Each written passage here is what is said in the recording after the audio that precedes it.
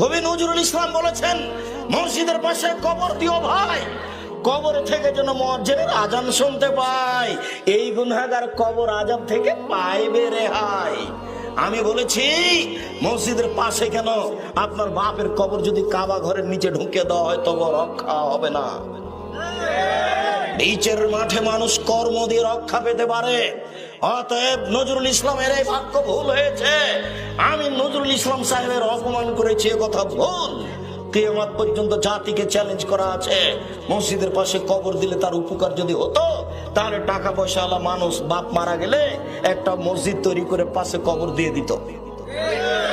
ধর্ম পাগল হয়ে গেছে। धर्म राजशाही चापानामध्ये हवाई लड्डू, दोनों हाथ में लड्डू है, जो चाहे उसको खा ले, जो चाहे उसको छोड़ दे। बहुत हिस्सा